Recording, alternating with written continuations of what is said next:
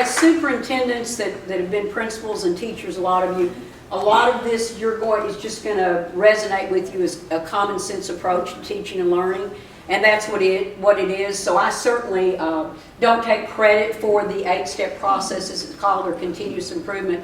I'll give you that background, but it actually came from getting teachers together and having them collaborate on what works, which is exactly follows along with the TQM.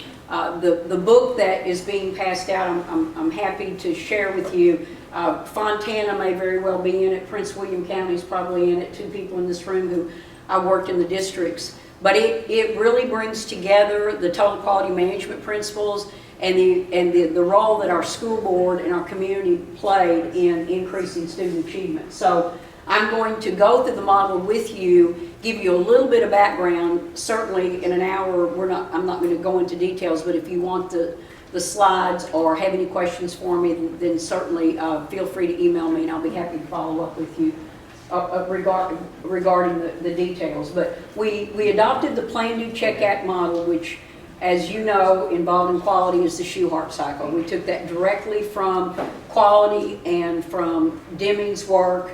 As this morning's speaker mentioned, the 14 points, we were very much into that. The drive out fear was a big thing, and my superintendent, Jerry, that Gary just referenced, he did not really drive out fear. His idea of shared decision making was he made it and shared it with the rest of us. So, we had a lot of issues. We were in a lot of trouble with the state. So it wasn't like everybody just got together as one happy family and decided to try something new. It was we had a lot of pressure on us from our parents and our community and our state, because our schools that were Title I schools, and it was the schools that had high numbers of at-risk kids, were not minimally, meeting state standards. And it had nothing to do with ethnicity or gender. It had everything to do with kids that qualified for free and reduced lunch.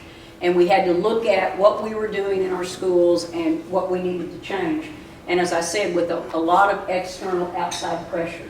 The district is called Brazosport, Texas. It is on the Brazos River, and the Port of Freeport is there.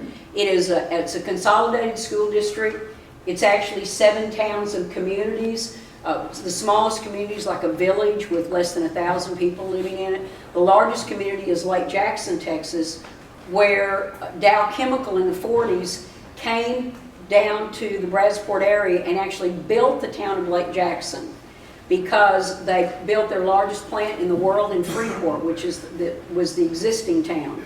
And they built the plant, but there was nowhere for their employees to live. So the town of Freeport was the shrimp capital of the world. It's now the banana capital of the world, meaning they don't grow them there, but more bananas are brought into the Port of Freeport than anywhere else. There was nowhere to build homes for all these new Dow engineers and Dow employees. So Dow actually went out into a swampland and had some federal government help with this. They drained the swamp and they built the city of Lake Jackson.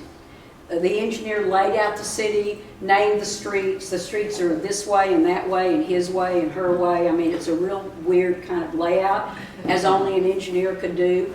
But what happened was they built all new homes, had to build new schools, all the churches were new, and the most important thing was they built a brand new mall. And we didn't even have an old mall in Freeport, but they built a mall.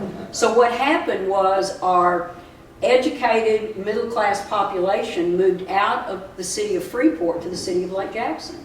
But so all the teachers and the doctors and the lawyers and the Dow engineers, everyone moved out there, which made the Freeport, the south side of our district, very, very low income. It was over 90% of those kids qualified for free and reduced lunch. So we had 20 schools, 8 of them were on the south side, every one of them were Title I schools, and then the other 12 were on the north side that was very middle class and affluent. So when the state started giving the accountability test in the late 1980s, they rated the schools A, B, C, D, or F by school name. And before that, I was the testing coordinator at one time there, and that my whole career was spent there as a teacher and a counselor and a principal, and my last 10 years as assistant superintendent. But I always reported to my board based on average SAT, CTBS, all of these national standardized tests. And I would tell my school board, I'm really happy to share with you that the data's in and we scored above state and national average on all these tests. And everybody would say, oh, that's great, and pat everybody on the back. Well, I knew that the reason we scored above was because of the schools in Lake Jackson. Because the schools in Freeport were very, very low, but when we averaged them, I was not lying to my board. Then the state changed the rules. They said, you can report by district and celebrate all you want, but we're going to put every school on the front page of the paper on August the 1st with their individual rating. So that's what happened to us in the late 80s. So no longer could we say, as a district, we're above average. And all of the schools in Freeport were Fs. 2 of them were double Fs, like an F wasn't strong enough message for us. All the elementaries, the middle and the high school. The schools on the north side of the district were A's, B's, and C's. There were no F's, there were no D's. So huge disparity, and it certainly got the attention of our community and our parents. So in 91, 92, we had the low scores. We had a lot of parents upset with us. It's a 30-minute story about the board meeting that night after the news came out. But basically, parents on our south side asked our superintendent and school board, why is there so much difference in the performance between one side of our district and the other? Jerry Anderson is not only a former Marine, he's a former Aggie, and Aggie and Longhorns are really the ethnicities in Texas. And and I'm a Longhorn, and when I checked earlier, Oklahoma was taking very good advantage of us. But anyway, it was his very first board meeting when all his parents came, and it was August, so school was not in session, and usually there are 100 seats in our boardroom, and no one's in those seats but those of us on 12-month contract that have no choice but to be there because school's out. And I was on 12-month contract with about six or seven other people, so we were there. But he looked outside in the boardroom and every seat was filled, okay? So he turned to me and he said, this is great, the community's come to welcome me. And I said, they've come to welcome you, okay? But maybe not the way you think, because it was all the parents from Southside. And they didn't just come say, we think our kids aren't getting an equal education to the north side. They came with data showing 60 points difference between the north side and the south side that they'd gotten from the State Department of Education. So it was no longer an opinion, it was a fact, and there were a lot of very upset parents. All 7 of our board members at that time worked for Dow Chemical Company. And Dow Chemical was very much involved in total quality management. They, after that board meeting in executive session, they sat with the superintendent and I, and knowing one of the concepts of total quality management says that 85% of all system problems are management's responsibility. And here are these Dow engineers talking to Jerry Anderson and I, and they were not rude about it, but they were very clear. Their message was very clear that we were the leaders of the district. I was the assistant superintendent for curriculum instruction and school improvement, and that we needed to come up with a plan to close the gap in student achievement between our schools. And one board member was joking around, nobody was in the mood, but he said, and I don't mean by closing the gap that you bring those top performing schools down to the lower performing schools. We want them all to be high performing. It was Jerry's first board meeting, first week on the job, so they were a little bit less direct with him than they were with me. I've been in the district for a very long time. And they said to me, can you put together a plan to bring these F schools up to at least state average or above? That meant C or above. And I just looked at all 7 of them and said, absolutely, I'll just get started on that in the morning. And I went back to my office and I thought, I don't know what to do. I've been in the district 20 years. I've worked really hard. I worked at all of the Southside schools as a teacher and an administrator, and everybody over there was working as hard as they could work. And so when you tell people you need to get better and they're doing everything they know how to do, it's kind of difficult to decide where to go next. Very much involved in Larry Lazat's effective schools research, and we all went through the total quality management training. So Dr. Lazat's research says that school success occurs one school at a time. What we set about to do was to identify our lowest performing school, train them in the total quality management principles, the effective schools, and then put together a process that would ensure that we taught and our students were prepared to take the test. Now, I heard earlier in the video this morning about, you don't want to just test to a narrow set of curriculum, and we're losing so much in education because we do that. So let me just say up front, this 8-step model is only directed toward ensuring that whatever our students are going to have to sit for in regard to a state accountability test, that they're prepared to be successful. It is 10% of what we did during the school day. It is not everything we did. But the bottom line was the state threatened and had done it in surrounding counties, so it wasn't an idle threat to take the schools over. So we had to find a process that would help our teachers be sure at a minimum that our students were ready to master the state standards. So we did the training in 91, 92. We researched individual results. When I looked at the individual teacher data on the F schools, I found isolated incidents of teachers who were doing a really good job in certain standards. So basically, I went through every 4th grade teacher's results by standard and identified those teachers that were being successful on those standards. And then I got those teachers together, and that's where the 8-step process came from. It did not come from me or from Jerry or from our State Department of Ed. It came from teachers sitting around collaboratively, looking at data and identifying what worked and what didn't work. And that's where the model came from. We identified a teacher on that campus, Velasco Elementary, the school that had the lowest scores. This teacher had 22 kids in her classroom. The state law in Texas, grades K through 4 is 22-1. So she had 22 kids in her classroom. She had identified gifted kids in there. She had special needs kids in there. The thing they had in common was that 90% of her children were on free reduced lunch. Okay? She had all but one of her students pass the state assessment that year. And this was on a campus that had less than 30% being successful. So I went to this teacher, along with looking at all the other data, and I asked her what was she doing in her classroom. And that's where the model came from. The only reason it's called 8 steps is because I put it into 8 steps so I could train the teachers along with Mary, the teacher. There's nothing magic about the number of the steps. So she coordinated that process district-wide. That school that was a double F went up to a C in 1 year's time. They got a significant gains award from the state. We were ready to go to the other elementary schools in the middle of the high school, but we were so nervous because every year we found something new for these failing schools. And we'd go to a conference or we'd buy the software and we'd come back and say, well, we bought this over the summer while you were gone, and if you implement it, then everyone is going to be reading and writing on and above grade level. And after a while, teachers would just like roll their eyes at us. Oh, here she goes again.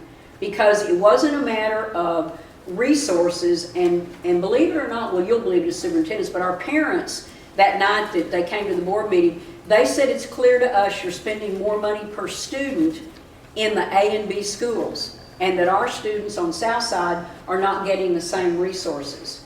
The board asked me to look at that. We were spending twice as much per student in our F schools than we were in our A and B schools. So that certainly was not true. We had stuff. We just didn't have a process in place. The second year, we wanted to go to all of the failing schools and say, you will do this, and have a parade and make a big deal of it.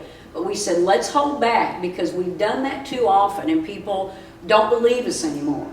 So let's do it for another year, make sure the test wasn't easier this year, or we just didn't have a bright group of kids or whatever. So we did it a second year, and the second year that school became a B and was recognized by the state.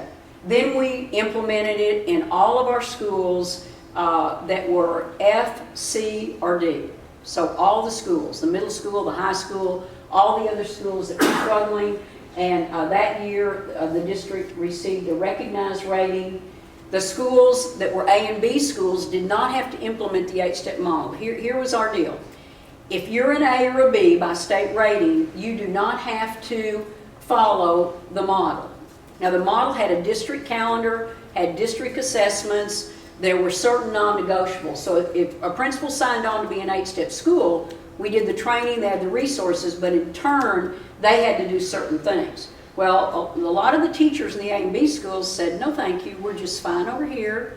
You know, I'm glad you're helping out those schools on the south side, but we're doing okay. So, you know, don't ask us to do the same thing everybody else is doing. When the south side schools started earning A's and B's and outperforming the north side schools, then all of a sudden those principals were, well, we decided we'll look at that model and that process. So eventually all 18 of the schools were doing it. The exemplary is an A. Exemplary is every school in your district has to have 90% or more of their students mastering standards. And that's every student group, as you know. So if you've got 30 students in a group, they quote count for the school rating. And as a district, of course, all of the groups counted. So by we wanted by 2000 to have be an exemplary school district, and it actually happened in 97, 98. At that time, we were asked to apply for the Texas Quality Award, which is the state Baldrige Award. And we applied for the Texas Quality Award and won it, and we were the first public school district to win that award. So it was like a really big deal, and of course Dow really loved it. And then when you do that, you agree to apply for the Baldrige Award. And we didn't know that, or I didn't know that. At the time, it's like writing your dissertation. It is an unbelievable process, but we'd agreed to do it. So we went through the application process of Baldrige. We were the first public school district that got a site visit for Baldrige. We did not win, and Baldrige says, well, it's not about winning, it's about, you know, looking at your processes and getting better. Well, we thought it was about winning. We were very sad about it. But they don't tell you why you don't win. They came and spent a week with us. It was very thorough. They say if you if they verify your application, and they do, they actually go to the mall and ask parents that are walking by questions. You don't tell them who to talk to. They talk to whoever they want to. And they told us if we can verify that everything you put in your application is in fact true, then you're going to win the Baldrige. So we were very excited because the debriefing meeting before they left, they said, oh wow, you not only validated everything in your application, we gave you more points because we saw things that were not in your application. So we were celebrating before we knew we did not win. But we did not win the award, but it really did make us look at our processes. The reason I tell you about the Quality Award and about the Baldrige visit is because the reason that we were considered for Baldrige and that we won the Texas Award was because we applied a process improvement system to increasing student achievement. And it was a very business-like process, and I'm going to show that to you. Then we made our exemplary status in 98, 99, had the site visit for Baldrige. The system, the model, if you will, is based on Deming's work and total quality management. The effective schools research that came out of Michigan State, like in the 60s, a long time ago. And then the Plan, Do, Check, Act cycle, the Schuhart cycle, which is what the 8-step is modeled on. So we were very much about the effective schools research and the total quality management, and it resulted in the Plan, Do, Check, Act. Total quality management, the process tools, the management piece, all administrators and teachers went through this over 3 years. We pulled out a couple of things that really applied to our situation, and that was do it right the first time. We moved some resources from secondary school to elementary school, and that was not easy, but we got our secondary folks to agree if they come to middle school and high school at grade level, then we can do our job. So we put more resources at the elementary school, and our goal was when they went to middle school, they'd be on grade level. The continuous improvement, every year looking at data and having conversations around how do we get better. And then this last thing, don't fix, blame, fix the system. The schools that were not doing well had 100 reasons why they were not being successful. All of them were beyond their control. You know, we talked about, the dysfunctional family situations, parents weren't participating in their child's education, the drugs and things that were going on in some of our neighborhoods, a lot of non-English speaking as a first language students because we're a border state, a lot of mobility in and out of our schools, and all these things were accurate, but we couldn't control any of it. So I said, okay, let's put all that aside and let's focus on what we have control over, which is really a really short list. 5 days a week, 7 hours a day, 180 days a year. So we looked at what are we doing from 8 o'clock in the morning to 3 o'clock in the afternoon. And we really shifted how we were running our schools.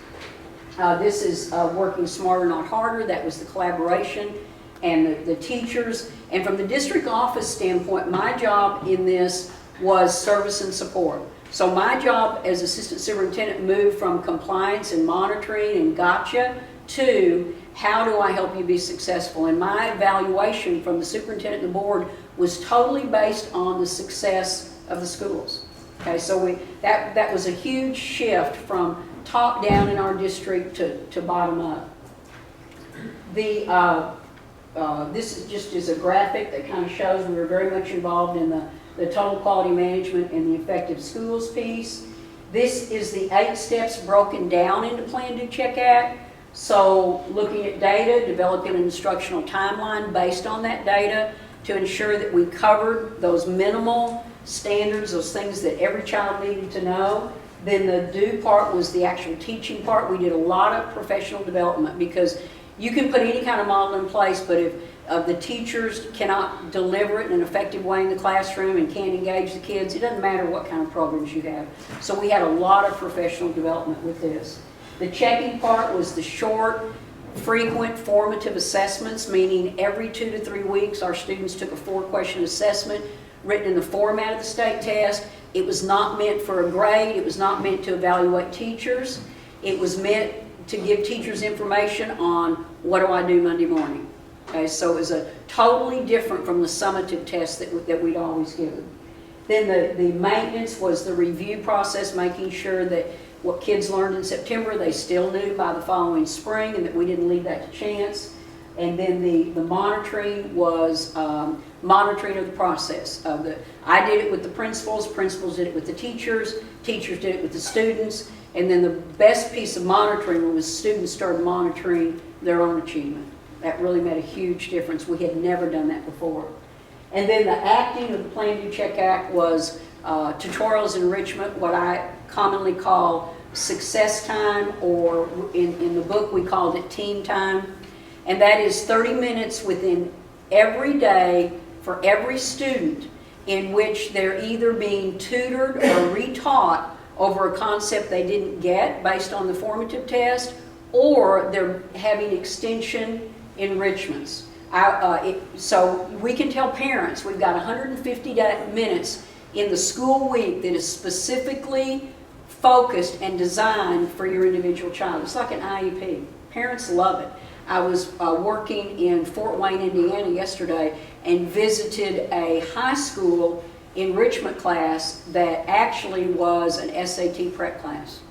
Okay, so there's flexibility in this, but it says we're not going to leave the tutoring to after school and which kids can get there, and we hope they come. We offered it. We can't make them come. We totally turned that around and said, no, this success period is going to be a part of their school day.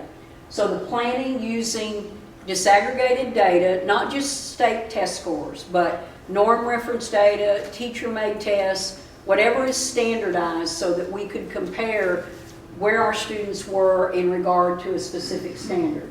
And then teachers doing the instructional focus, that's the most important part, that's the teaching part. Increased student performance comes from the skill and the ability and the expertise of your teachers. It certainly didn't come from me at the district office. It was what was happening in the classroom. And then checking with the frequent assessments. Again, not a gotcha, not graded, not evaluative, but where are we today versus where we need to get.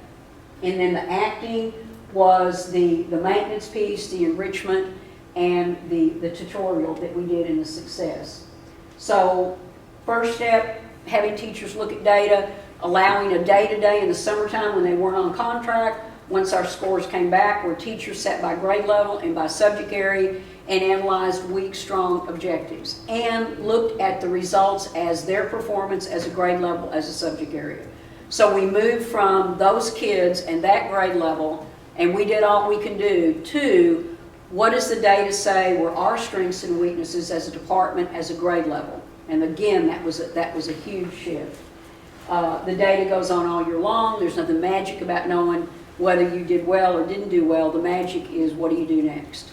And that's what the model helped us to do. The data was specific for individual students. We had a talk with each student based on their results. So when we had their individual state results back, we had a test talk with them, sat down 10 minutes with every child, and they highlighted green for they passed, they did great, yellow for marginal, they can do better, or red for they did not do well, okay? And that was a huge piece that we started discussing the data with the students, not just with the adults. And it also gave us information about our instructional program, where to go next on that. Timeline is simply looking at your 180 days and making sure that the instructional standards are all covered. So from the first day of school right up to the actual testing situation, every day had a standard or two standards that were covered, so that every sixth grader in your school got the same focus. Now, everybody might be doing main idea. I'm going to do it different than you're going to do it. It was not direct instruction. We didn't make teachers all read a script, okay? But we knew that every student those standards were going to be covered. And then a lot of effective schools research. In the beginning, trying to convince teachers that the results of these standardized tests were important was difficult, okay?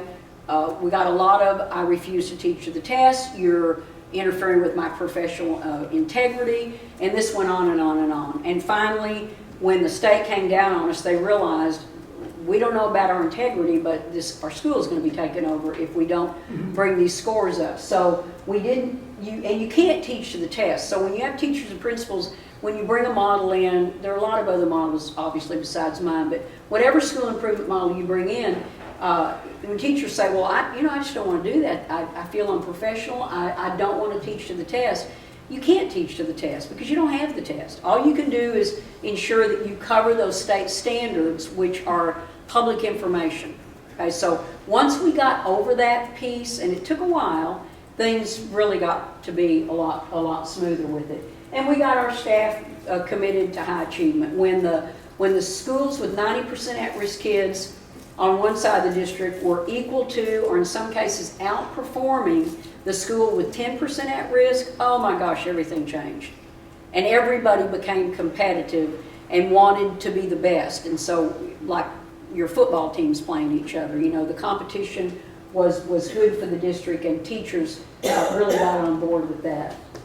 And then the focus is the actual teaching to the standard and making sure that the teachers have what they need. This is a graphic look at the 8-step process, the Plan, Do, Check, Act.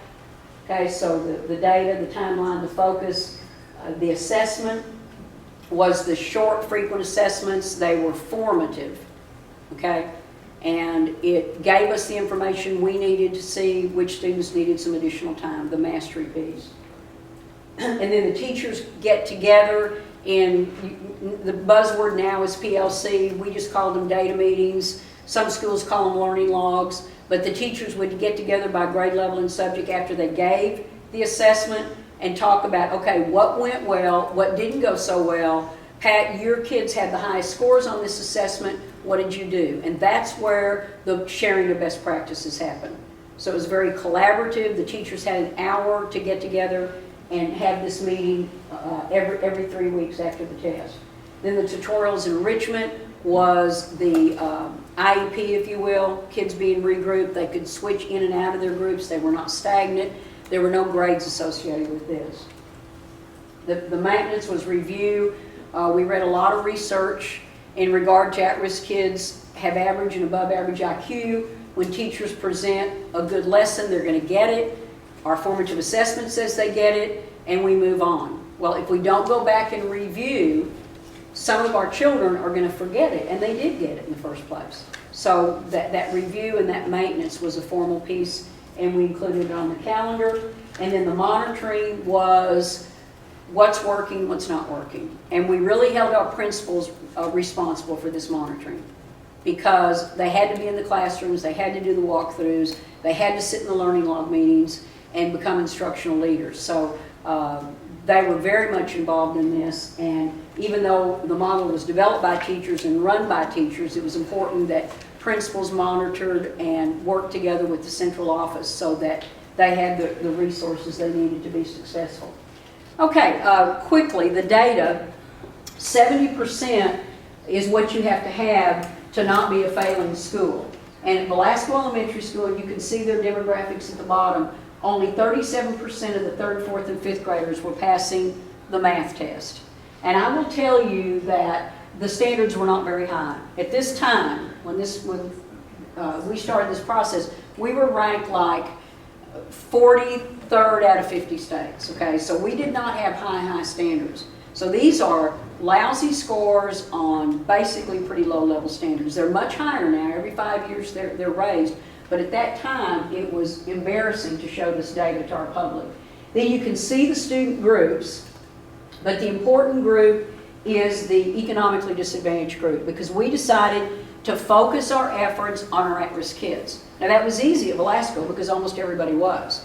But we didn't look at African American math or white reading, or we looked at our economically disadvantaged kids, because when you raise that group up, then all of the other groups raise with the numbers. You can see in 1 year's time, 35 to 72%. And I will tell you, it was the same principal and the same teachers and the same student population. Because people often will say to me, well, I know you're not going to say it out loud, but clearly you replaced that principal. No, we didn't replace the principal. We gave the principal a process. We gave the teachers a process. They were almost a recognized school that year, but you have to be 70 in everything. Look what they did the next year. If you just look at the bottom line, 35 to 72, 84, 90, and those last few years, and still today, they're a recognized school, they're a Title I school. The principal just retired this year, so everybody's standing around saying, oh, I wonder what's going to happen. But here's what Total Quality Management says. It says, whoever's in the principal's office, the superintendent's office, does not make a difference if the systems are in place. So this is going to be a good test case. This is a K-5 school. They feed into the 6-8 school. They started the model in where you see 76.9%, that's the first year they did the model. If you go down to economically disadvantaged, 46%. Okay, the year before, the first year they did it, it was 66%. And where they were in 2010, 98.9%. And that's the feeder school for Velasco, and they feed into the high school, the Southside High School. Again, they started out at 44% economically disadvantaged. This is the Algebra 1 into course test. They started out at 44% and almost doubled in the first year's time. Now we only did it in English 10 and Algebra 1 the first couple of years because those are the state end of course areas, and we didn't involve the rest of the school. But after the second year, all departments, all subject areas were involved. Every other department had conversation and developed an action plan around how do we help support English 10 and Algebra 1. So that's the high school scores. This graphic shows you that we had a huge gap in student achievement. Now this is based on our state assessment, okay? And if you were in the economically disadvantaged group, only 1 out of every 2 were mastering the standards. Once the model got started, the first couple of years, it was just that one elementary school, but you can see how the trend line went up and how we were able to report to our board that there was no significant difference in student achievement on the state assessment. I need to keep saying that. This is not SAT, okay? On the state achievement test, everyone was above 90%. That's the reading. This is the math. When I talk with teachers, I tell them that when the gaps are really wide, that's when I was in charge of this from the central office. And when the gaps narrowed was when we finally took a deep breath and our heads were off the chopping block with the state and said, okay, teachers, you run it, tell us what we need. What you need. And it was so simple. Total Quality Management makes it so simple. All we said to teachers was this. You just have 2 criteria if you need resources from the board. The superintendent we'll take it to the board, and he was very successful in getting board support. The only thing they had to say was, is your request based on data, yes or no? And they couldn't say, oh, well, I really don't have the data, but I couldn't take anything like that to my board, to my engineers. I had to have the data. And then the second thing that may sound like it's not a big thing, but it was, is based on best interests of the students.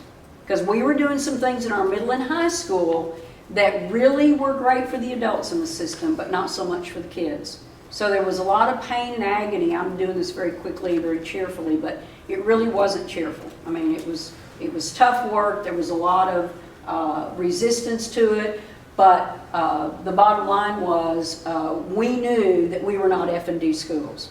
Okay, we knew that our kids could do better and that we could do better as a system. So once we worked through that and the data showed we were getting better, a lot of those issues went away.